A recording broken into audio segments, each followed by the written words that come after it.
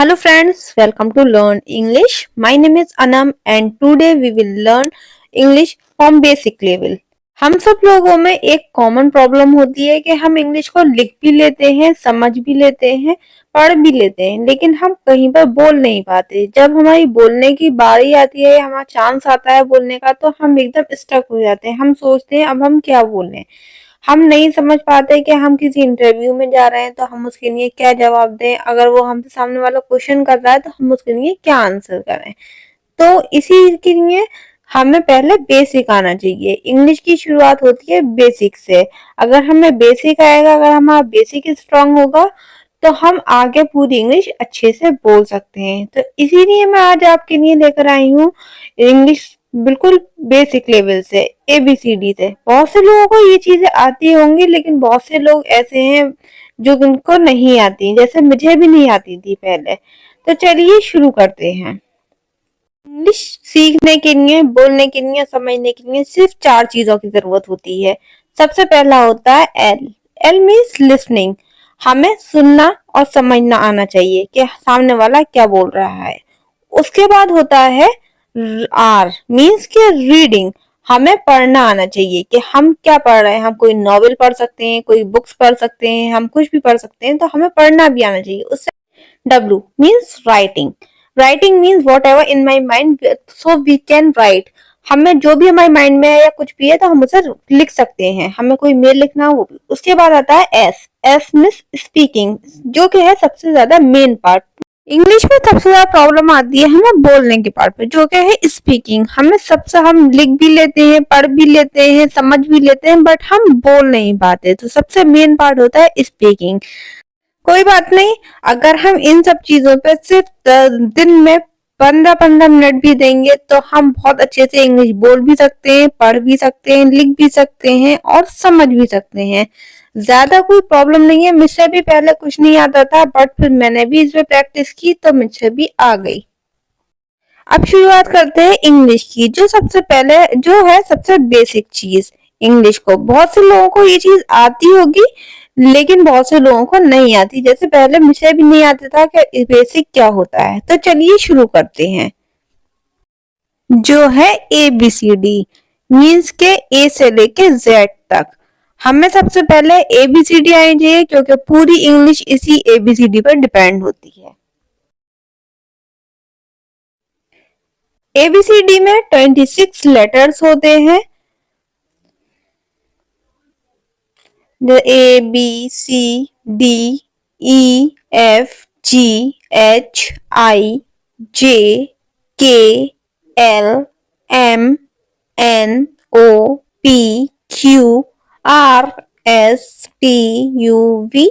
WXYZ।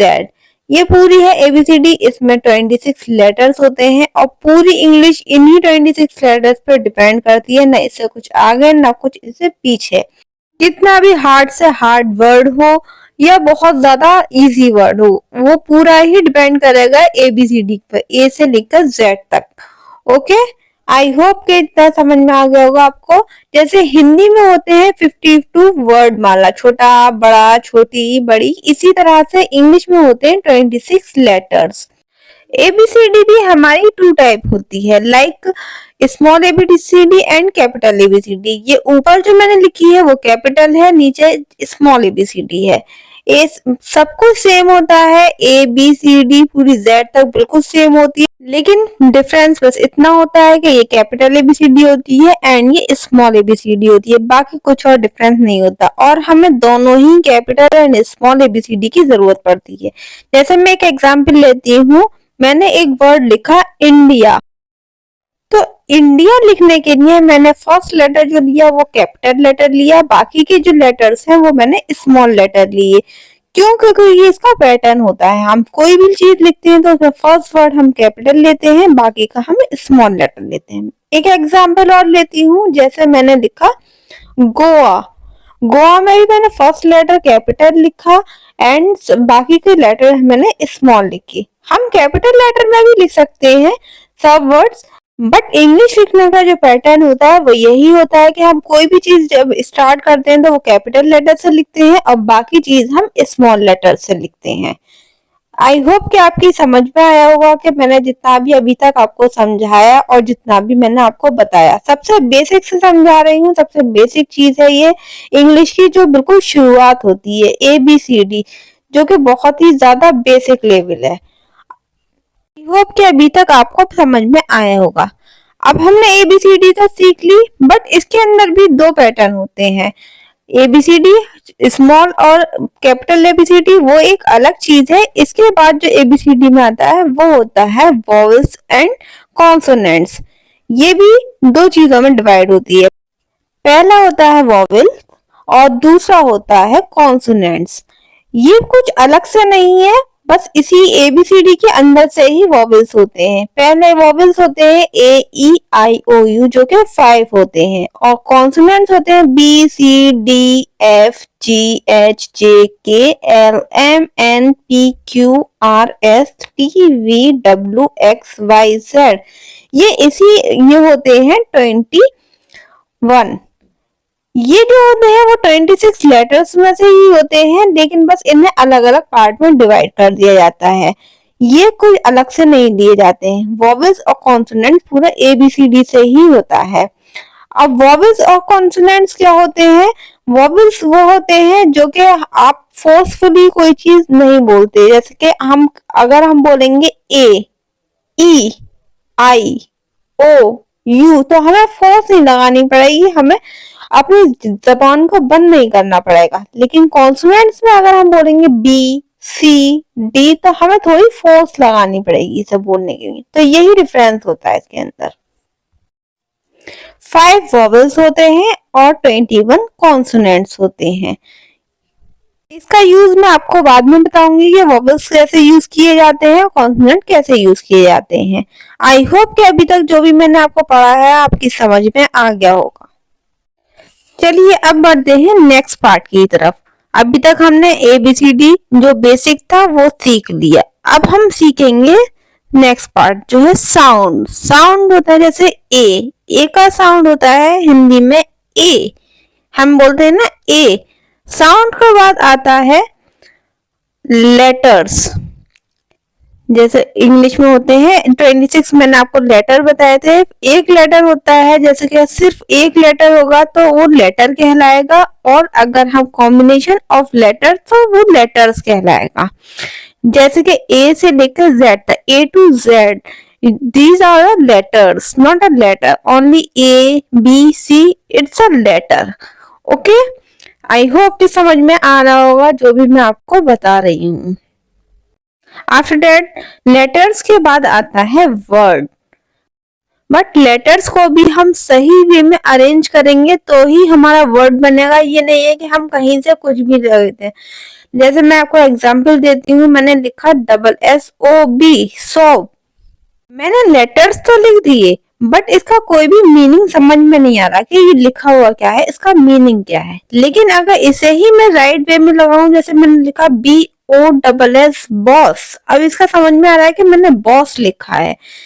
अब मैंने दूसरी एग्जांपल दूं आपको, मैंने लिखा YOJ, इसका भी कोई मीनिंग समझ में नहीं आ रहा। लेकिन अगर मैं इसे सही क्रम में लगाऊं, JAOY, जॉय, इसके बाद मैंने लिखा लाइफ, लाइफ को भी मैंने बिल्कुल सही लिखा।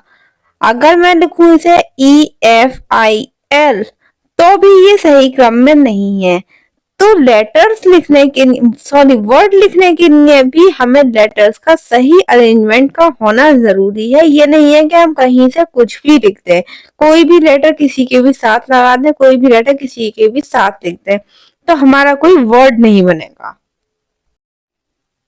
वर्ड हमारी समझ में आ गया। अब उसके बाद आता है सेंटेंसेस, जो कि है सबसे ज्यादा main.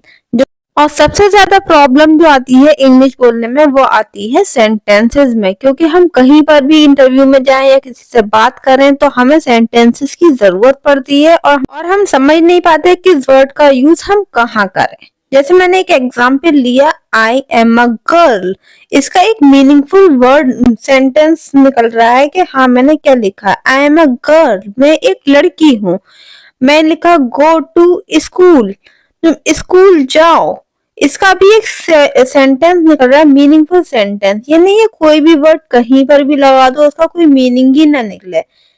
Next sentence is my name is Anam, मेरा नाम अनम है, इसका भी एक मीनिंग निकल रहा है। तो सेंटेंस के लिए भी सही वर्ड्स को सही जगह पे अरेंज करना वो भी बहुत ज्यादा जरूरी है। ये नहीं है कि मैंने लिख दिया अनम नेम माई इज, तो इसका कोई वर्ड नहीं निकले, सॉरी सेंटेंस नहीं बनेगा, इसका कोई हमें कुछ समझ में भी नहीं आएगा कि हम क्या लिख रहे हैं कहाँ पर। तो सबसे पहले हमें समझना पड़ेगा कि हमें सबसे अरेंज करने के लिए भी सही चीज को सही जगह पे अरेंज करना है, ताकि उसका कोई मीनिंगफुल वर्ड बन सके, मीनिंगफुल सेंटेंस बन सके। लेटर्स को हम कैसे अरेंज कर सकते हैं। आई होप कि अभी तक जो भी मैंने आपको पढ़ाया, जो भी मैंने आपको समझाया, आपको समझ में आया होगा। मैंने पढ़ाया साउंड, लेटर, वर्ड, सेंटेंसेस, बहुत सारी चीजें मैंने आपको बताई और बिल्कुल बेसिक से स्टार्ट किया। तो शायद आपकी समझ में आया होगा कि हाँ अभी तक के मैंने आपको क्या पढ़ाया और कहाँ तक मैंने आपको क्या समझाया। अगर वीडियो अच्छी लगी हो तो प्लीज मेरे चैनल को सब्सक्राइब कर दिएगा, वीडियो को लाइक कर दिएगा और मोर वीडियोस के लिए प्लीज कमेंट में जो भी आपको पूछना हो या जो भी आपकी क्वेरी हो तो आप लिख दिएगा। Thank you so much and have a great day.